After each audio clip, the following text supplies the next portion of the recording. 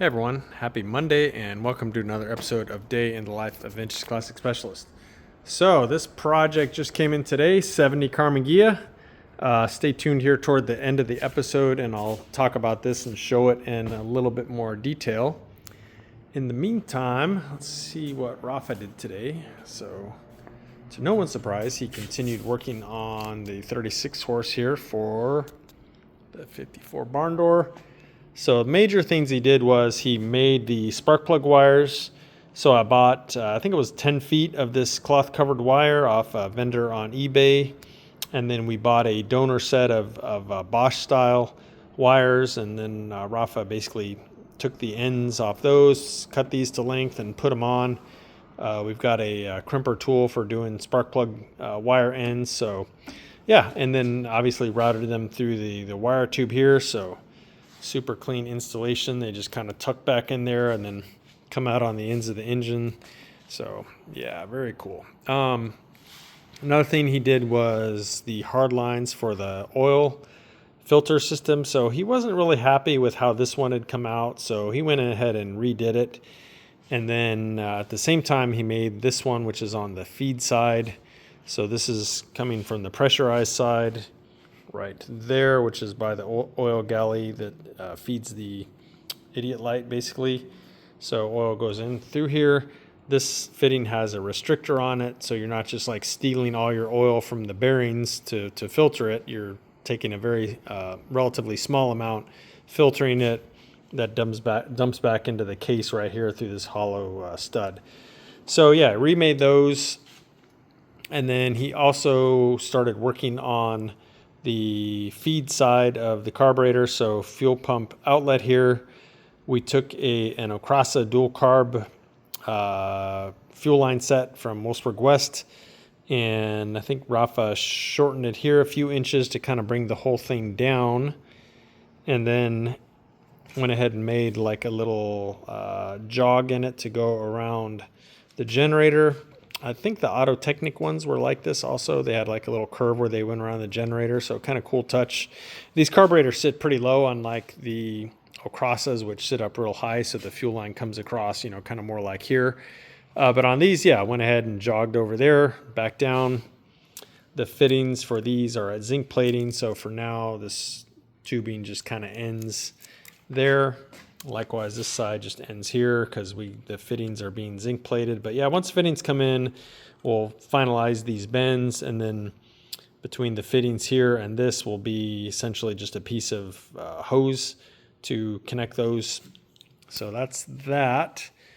I think those are kind of the main things that Rafa did on here today. Might have been some other minor things, but that's pretty much it. So Rafa is actually going on vacation starting tomorrow morning, Tuesday morning. So him and his 2 adult children are going to Hawaii. So for the owner of the 54 bus over here, Andy, if you're watching this, they are not going to be on the island you're on. So you won't be seeing Rafa or his family. But anyway, they will be in Hawaii for about a week. A little over a week, I think. Anyway, so this motor is probably going to be sitting more or less like this for about that amount of time. And hopefully, fingers crossed, by the time Rafa gets back in, I will have the exhaust from Tiger at A1 Mufflers. And then, yeah, finish this thing up and fire it up. Cam brake in, all that good stuff. But it's going to be sitting for a little while now. So let's talk about this motor. So Jacob was in today for a while and he continued working on this. He went ahead and finished bolting up the breastplate with these heat riser insulators and all this stuff. He had it super close by the end of last week. As some of you may know who've done these before, it can really be hard to get all these things lined up on these heat risers with these insulators. But yeah, so he finished that up, got this all bolted up, and then started adding the fresh air hoses with their little proper grommets. And these hose clamps, which I love, that have the VW logo stamped on them. So that's all coming along nice. The owner did supply a correct vacuum hose for a Fresh Air 40 horse that has this little loop-to-loop in it, so kind of a cool little detail here. It was fairly gross looking, so Jacob spent some time with it with some steel wool, got it all cleaned up, shot a coat of clear coat on it to preserve it, so looks great now. And then he also went ahead and installed the carburetor feed line, and then the line that goes from the fuel tank to the pump is installed. So yeah, this thing's coming right along. We're hoping that we can get the few pieces back we need from zinc plating and maybe even fire this thing up a little later this week. So we'll see. Another little detail he did was went ahead and put the red paint there, factory style. So yeah, coming right along. Okay, we're almost to that. Let me talk briefly about what I did today. So I continued working on the bay window here, just more or less getting things ready to install. So one of the first things you have to do on these bay windows is put the dash together so you can wire it. The fuse box actually connects to or is mounted on the underside of the dash. So a lot of this under dash stuff needs to go in kind of early on in the process. So I just started taking everything apart, and cleaning stuff really was a lot of my day. So wiper, motor, obviously this thing was super gross, got it cleaned. I took the actual mount for it to powder coating, probably have that back tomorrow. The arms, just cleaned them, they're still in really good shape and still have this galvanized coating on them intact, so pretty much going to leave those alone. And then likewise the fresh air and heating system, this lever assembly here, clean that up. It was also fairly gross. And then likewise all the control rods and stuff for that. So that was kind of my day. Spent a lot of time cleaning parts and getting them ready. The headlight buckets, I took those apart and painted them. They did have some rust on them, so I went ahead and just did it right and cleaned, sanded, and painted those. Took his original, turn signal switch, and the chrome is actually not too bad on it. It's got some patina on it, but it's an original switch, and honestly, you can't beat these as far as how well they work. So assuming this works, which I have very little doubt that it does, then we're going to use it, and it cleaned up pretty nice. So the housing that this mounts in and stuff, got that all sanded and painted. So yeah, the dash of this thing should be, all the bits and pieces of it should be ready pretty soon to go together. That having been said, I think Octavio is going to take this tomorrow finally and start in on the headliner and the sliding sunroof on it. But in the meantime, yeah, I can get all this stuff prepped so that when it comes back for him, I can really hit the ground running with wiring. Go ahead and install the wiper assembly, probably have that back together by the time he's done with it, and have the lights and stuff like that ready to go. So okay, now here we go.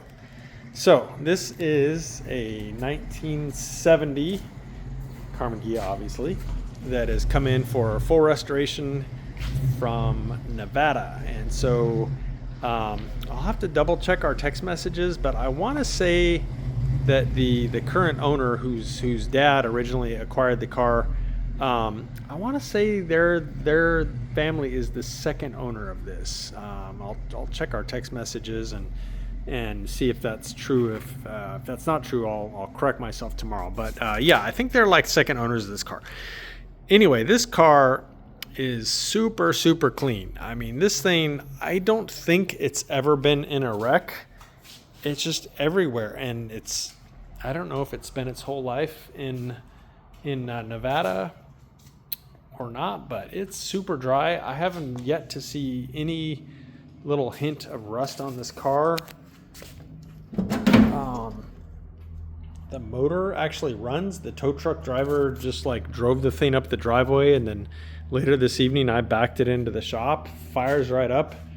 Believe it or not, the under battery section area here of the engine compartment floor is not rusted.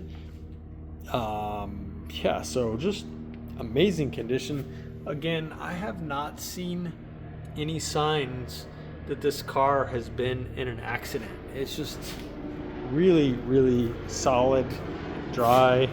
A lot of times they've got rust in some of these areas here. I haven't seen any. Let's go ahead and pop the hood here real quick. Hood pops open nicely like it should.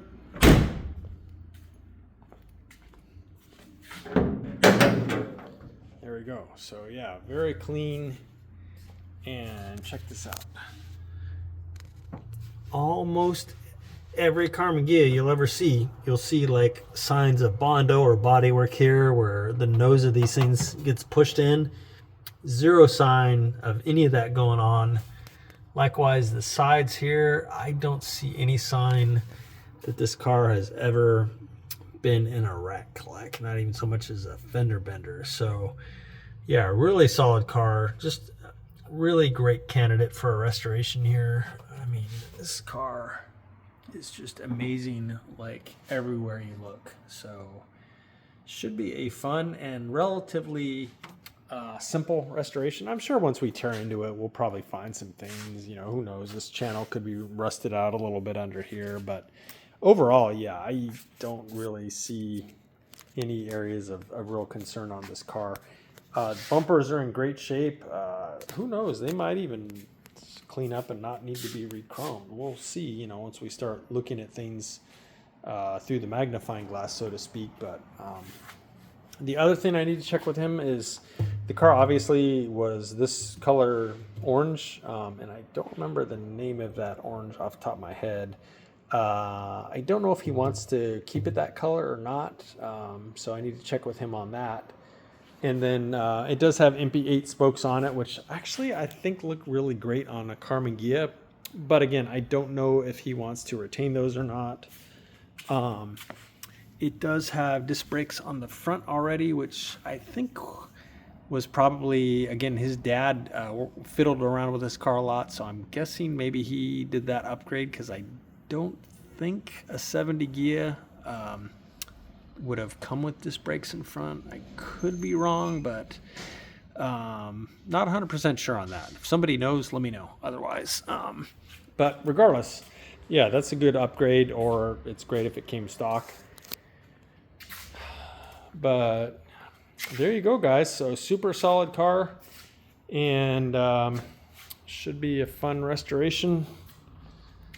And yeah, like I said, tow truck driver drove it right up the driveway. I backed it into the shop. So in the last couple of years, this car and the Ruby Red 67 were the only cars that I'm remembering that came into the shop as, like, you know, essentially running driving cars. Actually, no, I take that back. No. The tennis ball, as we love calling it, the 74 Beetle, actually run and drove too. Okay, so we had 3 cars. So the tennis ball, this one, and then the Ruby Red. So 3 cars in the last couple years and change that came in for restorations that were running driving cars. The rest of them all came in on flatbeds or, you know, some other means like that. Anyhow, that is it for today, guys. So appreciate you all watching, and we'll see you again tomorrow. Bye.